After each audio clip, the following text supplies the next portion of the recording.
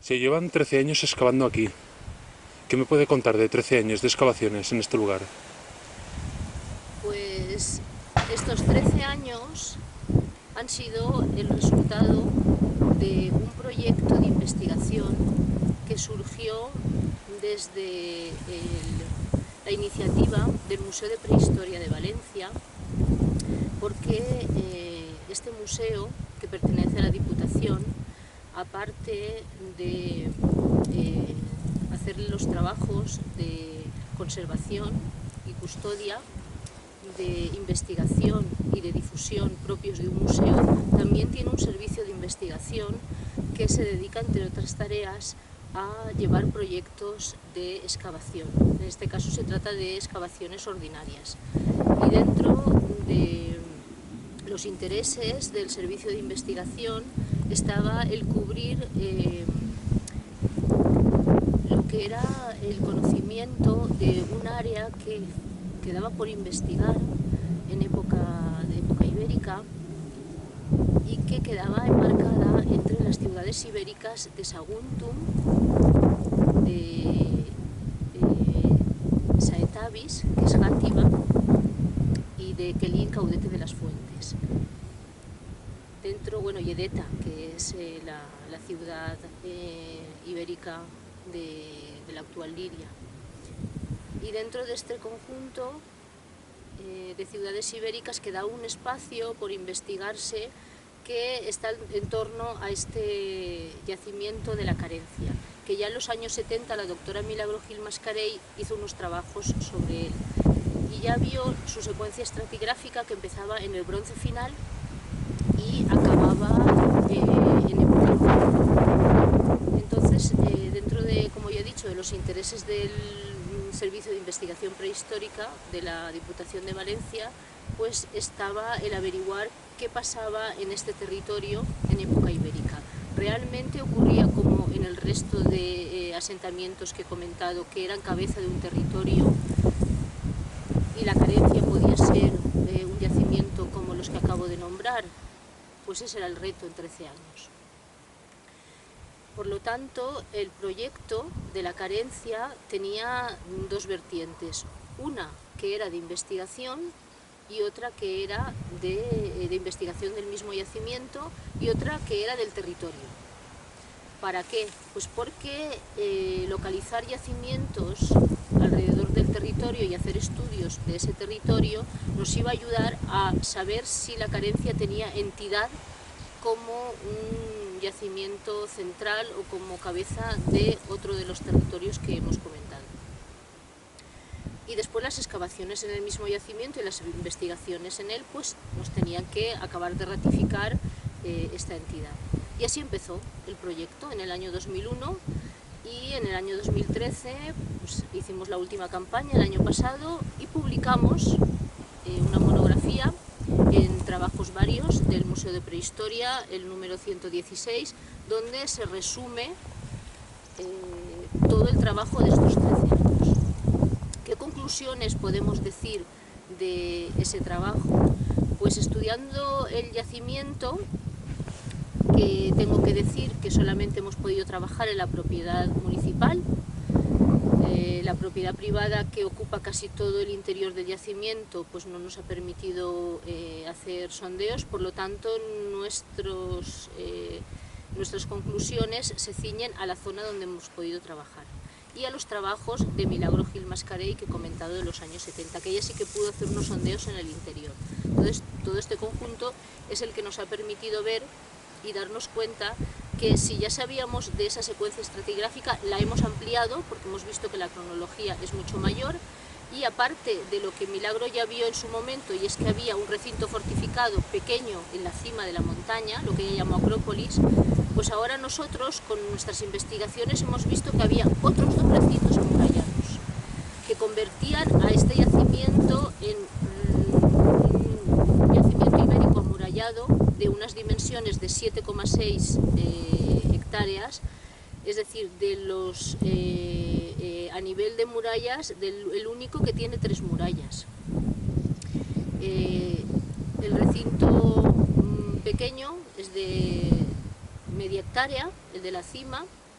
y por relación estratigráfica, por los sondeos de su interior, porque nunca hemos podido excavar la muralla, por lo que vimos de las excavaciones de Milagro, en el siglo IV empieza a ocuparse esa zona, IV antes de Cristo, en época ibérica. Por lo tanto, pensamos que la muralla puede ser de este momento. El descubrimiento de esta segunda muralla, donde estamos nosotros ahora situados, que amplía ya este recinto de media hectárea a 1,5 hectáreas, pensamos que se construye en el momento de la llegada de los cartagineses a la península. Estamos hablando de finales del siglo III, a lo largo del III, la segunda mitad, porque el material cerámico nos sitúa en esa época y es un momento de amenaza, también la llegada de los romanos, un momento de conflicto, y nosotros lo relacionamos con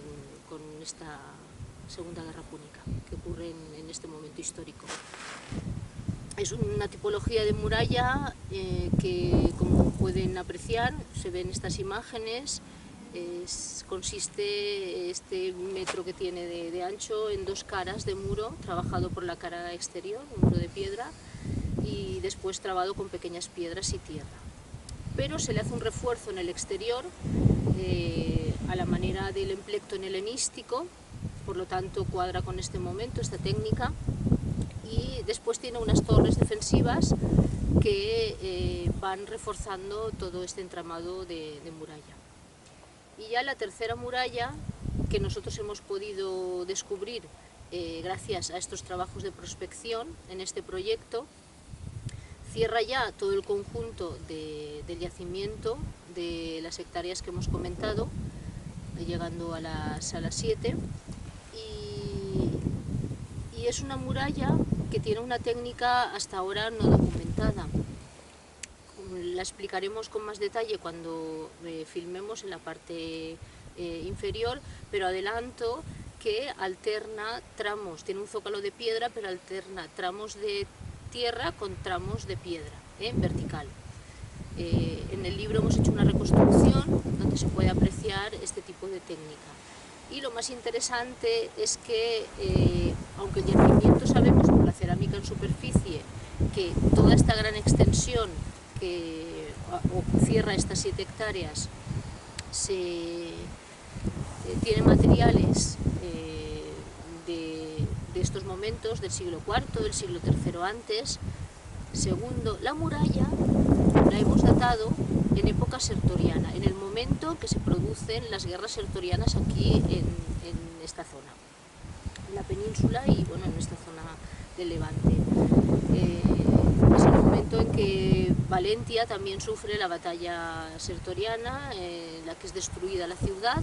y pensamos que la carencia también es destruida porque a partir de ese momento el yacimiento ya no ocupa toda esta extensión que hemos comentado, sino que se reduce a la parte alta, y tan solo allí continúa habiendo una ocupación de la carencia, pero es una ocupación que hemos deducido que ya que perdura, lo sabemos por la numismática, por una caja que hemos encontrado de metal de un sello militar, pensamos que perdura hasta mediados del siglo V por lo menos, y se mantendría como una especie de guarnición, es decir, un lugar de control, de territorio, tal vez de recaudación, siempre dependiendo de la colonia que es Valentia, que es la ciudad más próxima y el único yacimiento que es colonia, porque Saguntum es municipio. Por lo tanto, este es un poco el resumen que podemos hacer de estos años de la carencia. En la monografía pues se hacen diferentes estudios del yacimiento y también del territorio, porque el territorio y su estudio es el que nos ha confirmado estos 70 yacimientos, bueno, 72 yacimientos que hemos localizado de diferentes periodos, tanto del bronce hasta época romana, incluso algunos islámicos y modernos. Nos dan información en época ibérica, sobre todo, de la gran ocupación que hay alrededor de la carencia, siempre pequeños yacimientos dependiendo de este gran enclave. Hemos podido hacer un estudio por épocas y sobre todo nosotros nos hemos esforzado más en trabajar la época de la romanización, porque nos interesaba mucho este momento. Hemos visto la evolución, hemos visto pues que hay muchos yacimientos ocupando laderas y partes bajas en este momento. Y en cuanto a las villas romanas, cerca del Magro hemos visto que hay un conjunto de villas, y esto es lo que nos ha dado pie a continuar nuestro proyecto ya en el territorio, no en el Oppidum, es decir, porque la Carencia, al encontrar esta fortificación con 3 murallas, bueno, para los romanos, ellos definían, como vemos en las fuentes clásicas, un Oppidum como un lugar fortificado. Un asentamiento con 3 murallas es un Oppidum de gran entidad.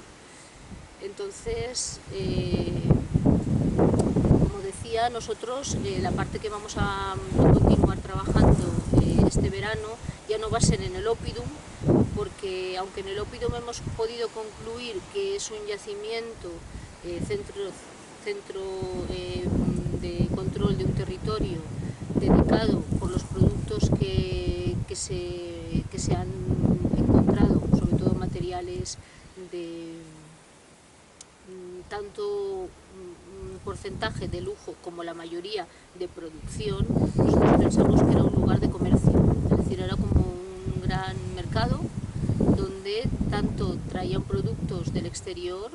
como del asentamiento y del territorio de la Edetania, que estaría cerca de la Edetania. Los estudios también nos han permitido ver que, aunque dedicado al comercio, no en la última fase, que ya hemos visto que es más una guarnición, sino, o sea, un lugar de control, sino en todo el momento de gran esplendor de este yacimiento, aparte de las relaciones en su mismo entorno,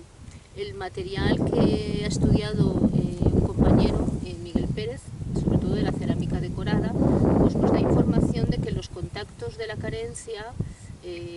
son en el siglo, bueno, en un primer momento, los siglos III, II, se dan con la zona de la Edetania, pero también con la Contestania. Pero a partir de la destrucción de Edeta ya son sobre todo con la zona de la Contestania, mayoritariamente. Y la numismática también, la cantidad y variedad de monedas nos habla de relaciones pues con un montón de sitios peninsulares que están emitiendo ceca. Después está el tema de si la Carencia acuñaba la ceca de Quiligili, que es una de las cecas que quedaban por ubicar en la península y en este caso en las tierras valencianas. Y la Carencia pues tenía muchas posibilidades, pero los estudios numismáticos realizados pues por el catedrático Pere Pau Ripollés se demuestran que la dispersión de moneda de Quiligili está muy próxima a la zona del sur de Requena, pero no próxima, es decir, por donde está Caudete de las Fuentes, los Villares, pero no por la Carencia. Eso no quita pues que pueda ser este yacimiento, pero evidencias claras todavía no lo tenemos.